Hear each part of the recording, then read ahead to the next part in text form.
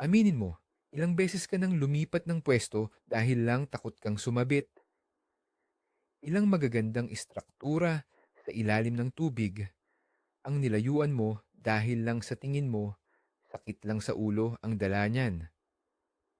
Sa video na ito, pag-uusapan natin kung bakit ang pinakamalaking pagkakamali ng isang mangingisda ay ang pag-iwas sa mga lugar na may sanga, basura, at kung ano-ano pang sabit.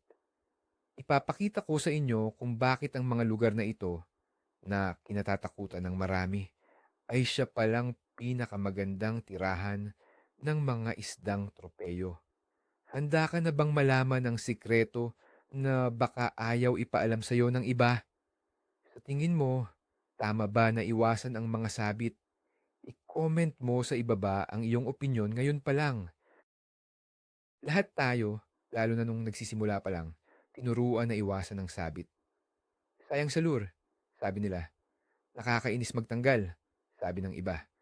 Naging ugali na natin na hanapin yung malinis na parte ng tubig, yung open water kung saan walang sagabal.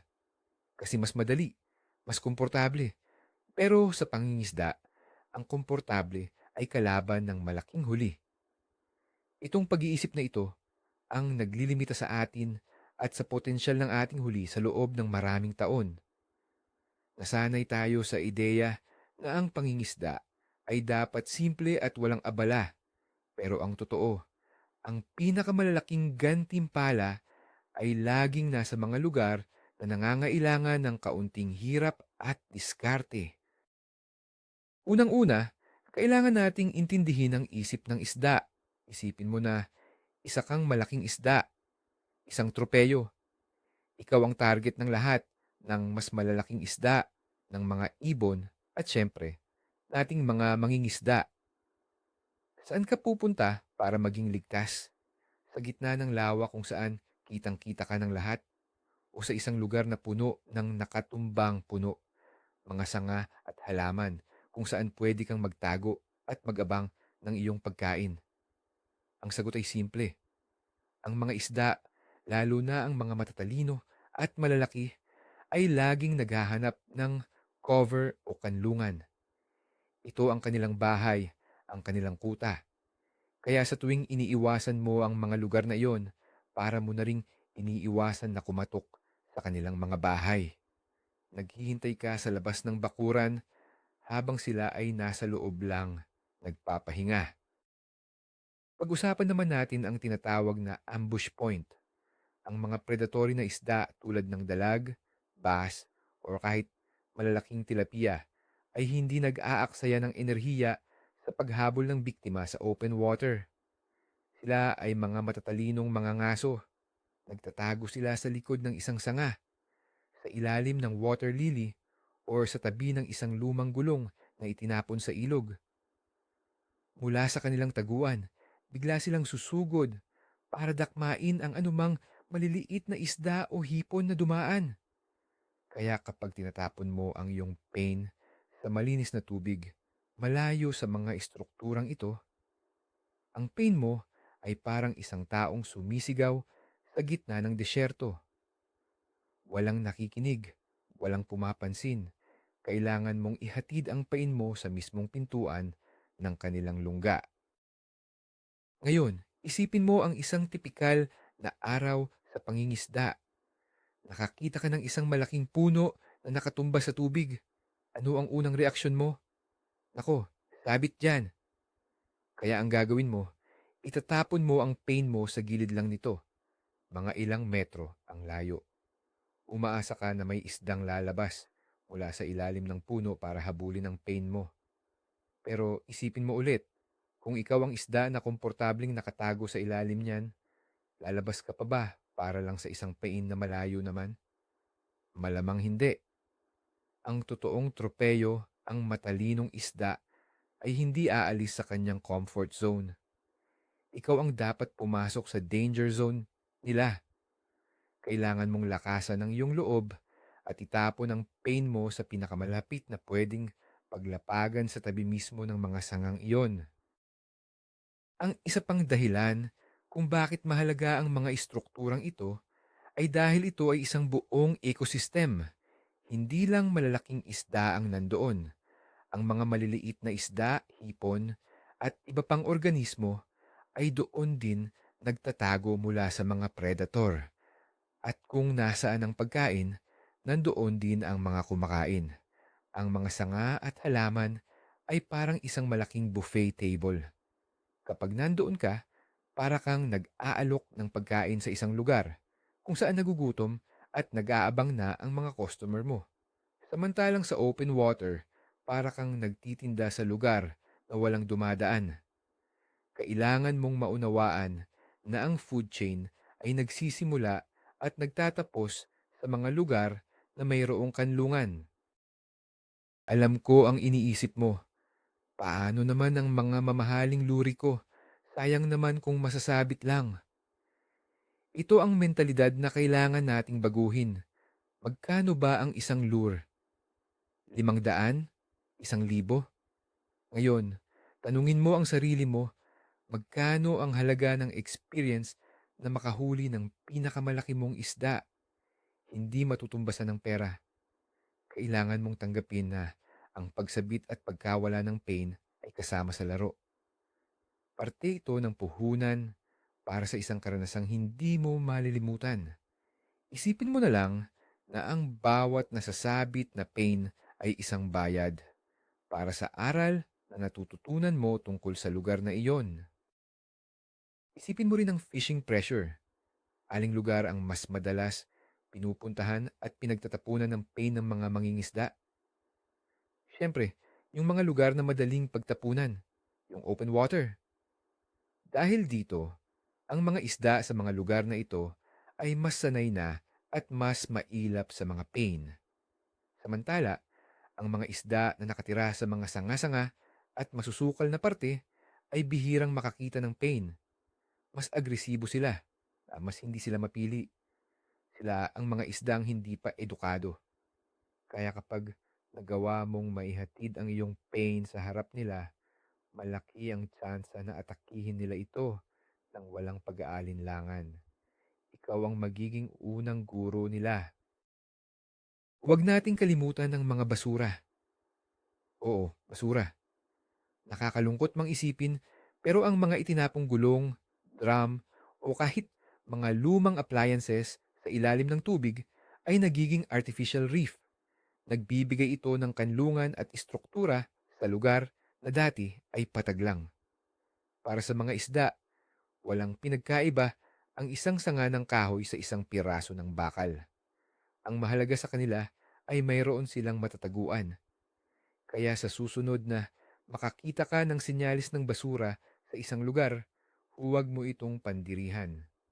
Isipin mo ito bilang isang posibleng kondominium ng mga isda. Kailangan mo lang malaman kung paano mag-doorbell.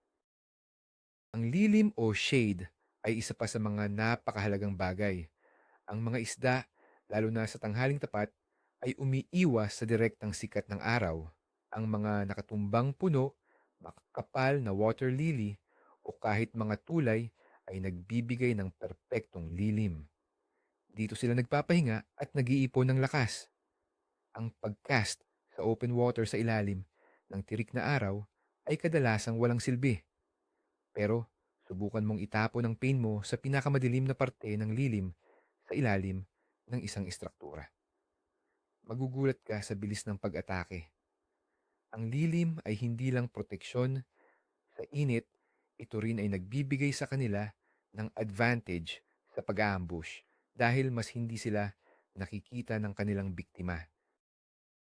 Siyempre, para maging epektibo sa mga lugar na ito, kailangan mo ng tamang gamit. Hindi pwede ang basta-basta lang. Dito pumapasok ang kahalagahan ng paggamit ng mas makapal o mas matibay na linya tulad ng braided line. Ang braid ay may mataas na abrasion resistance. Ibig sabihin, hindi ito basta-basta napuputol kahit sumayad sa magagaspang na bagay. Kailangan mo rin ng medyo matigas na rod o heavy action para may kapangyarihan kang hilahin ng isda palabas mula sa kanilang pinagtataguan bago pa sila makapulupot. Kung maliit at malambot ang gamit mo, kahit makakagat ka pa ng malaking isda, malamang ay matatalo ka lang sa laban. At dito na natin ipapakilala ang pinakasikat na solusyon sa problema ng sabit, ang Texas rig. Napakasimple lang nito. Ang tsinelas o hook ay nakatago sa loob ng katawan ng soft plastic lure, kaya hindi ito basta-basta sumasabit. Pwede mo itong ihagis sa gitna ng pinakakapal na halaman o sanga-sanga at dadaan ito ng halos walang sabit.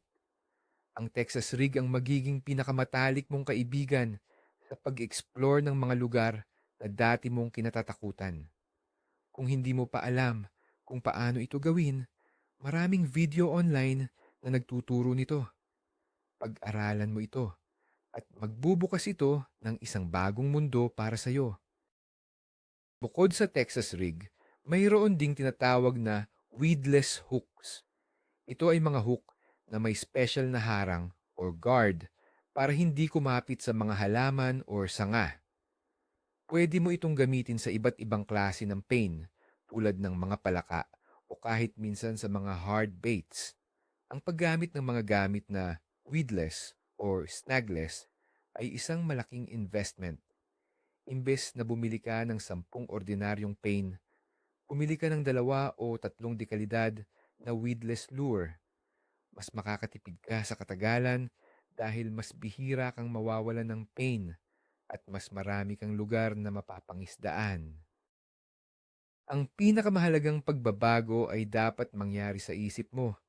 Tanggapin mo na ang pagsabit ay hindi maiiwasan. Mangyayari at mangyayari iyan. Kapag natanggap mo na ito, mawawala ang takot mo. Imbis na mainis ka kapag sumabit ka, isipin mo na lang, okay, at least alam kong nasa tamang lugar ako. Nandito ang mga istruktura, kaya malamang nandito rin ang mga isda. Ang bawat sabit ay isang kumpirmasyon na pinupuntirya mo ang tamang target. Baguhin mo ang iyong pananaw mula sa pagiging problema, gawin mo itong isang magandang senyalis. May tamang paraan din ng pagtanggal ng sabit. Huwag basta-basta hahatakin ng malakas. Kadalasan, lalo lang itong humihigpit. Ang isang epektibong teknik ay ang tinatawag na bow and arrow. Luwagan mo ang iyong linya, tapos biglain mo ng hatak na parang nagre-release ka ng pana. Ang biglang pag-slack at pag-igting ng linya ay kadalasang nagpapatalsik sa hook mula sa pinagsabitan nito. Pwede mo ring subukang pumunta sa ibang anggulo at doon mo hilahin. Konting pasensya at diskarte lang ang kailangan at maraming pain ang pwede mo pang mailigtas. Matuto kang magbasa ng tubig. Hindi lahat ng may sanga ay pari-pareho. Hanapin mo ang mga key spots. Halimbawa, sa isang mahabang linya ng nakatumbang puno, saan doon ang pinakamagandang pwesto? Kadalasan, nasa dulo ng mga sanga, sa mga sulok, o sa parte na may kakaibang itsura. Ito ang mga high percentage spots. Imbis na basta ka lang magtapon, pag-aralan mo muna ang istruktura. Isipin mo kung saan ang pinakamalamang na pwesto ng isang isda. Ang pangingisda ay parang paglalaro ng chess. Kailangan mong isipin ang galaw ng iyong kalaban. May kwento ako. Dati, katulad din ninyo ako, takot sa sabit. May isang lugar sa isang ilog na may malaking-malaking puno ng kawayan na nakatumba. Nilalayuan ko yun palagi. Isang araw, sa sobrang inip ko, na walang makuhang isda sa open water, sabi ko sa sarili ko, bahala na. Kumuha ako ng ahas-ahasan na naka-Texas rig at itinapon ko sa pinakagitna ng gubat ng kawayan sa tubig. Pagkalaglag pa lang, bago pa lumubog, biglang sumabog ang tubig. Isang napakalaking dalag ang umatake. Yun ang araw na nagbago ang lahat para sa akin. Naintindihan ko na ang takot ko pala ang pumipigil sa akin na makahuli ng tropeyo. Iba't ibang isda, iba't ibang gusto. Ang mga dalag o haruan ay mahilig sa pinakakapal, pinakamasukal na lugar na halos hindi na makakapasok ang liwanag. Gusto nila ng makakapal na water lilies o damo. Ang mga bass naman ay mas gusto ang mga sanga ng kahoy, mga bato, o mga poste ng tulay. Ang mga tilapia, lalo na ang malalaki, ay mahilig magtago sa ilalim ng mga gumagalaw na halaman. Pag-aralan mo ang target species mo. Alamin mo kung anong klasing bahay ang gusto nila at doon mo sila hanapin. Huwag mong asahan na ang lahat ng isda ay nasa iisang klase ng istruktura. May isa pang benepisyo ang pagtama ng pain mo sa mga istruktura. Tunog. Kapag ang isang crankbite o jig ay tumama sa isang sanga o bato, gumagawa ito ng ingay at vibrasyon.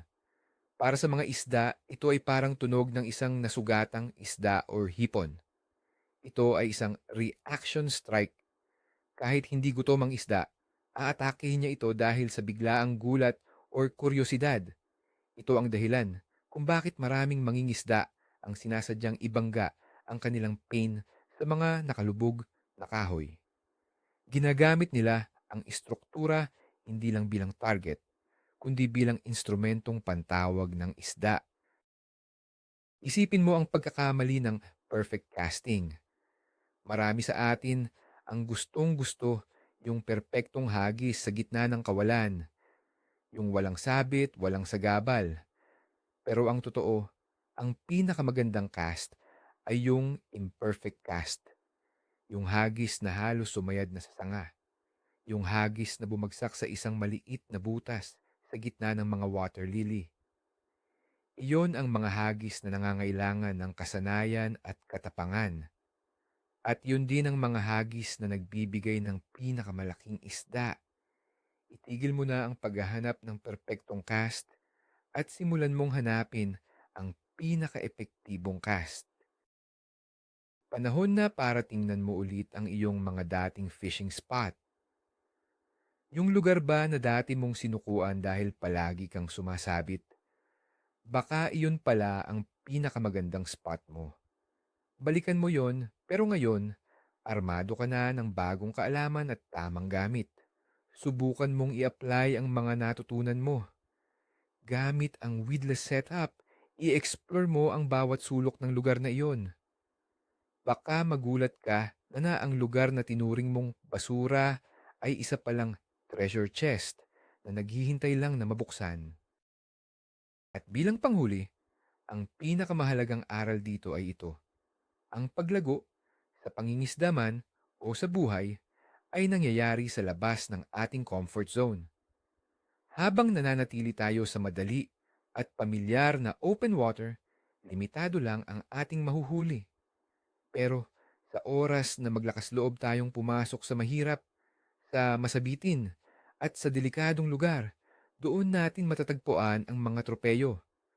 Ang pangingisda sa mga lugar na may cover ay hindi lang isang teknik, isa itong mindset. Ang mindset ng isang tunay na trophy hunter na hindi takot sa hamon, bagkus, hinahanap pa ito. Kaya sa susunod na makakita ka ng lugar na puno ng sanga, basura, o mga halaman, huwag mo itong iwasan. Bagkus, tingnan mo ito bilang isang malaking oportunidad. Isipin mo na hindi iyan kalat, kundi isang five-star hotel para sa mga isda. Ang bawat sanga ay isang pader. Ang bawat halaman ay isang kwarto. At sa loob ng mga kwartong iyan, naghihintay ang mga isdang pinapangarap nating lahat. Ang pinakamalaking pagbabago ay hindi sa gamit o sa teknik, kundi sa ating pag-iisip. Ang pagbabago mula sa pag-iwas sa takot, patungo sa pagharap sa hamon. Dahil ang totoo, ang pangingisda ay hindi lang tungkol sa paghuli ng isda. Tungkol ito sa pag-unawa sa kalikasan at paglutas ng mga problema.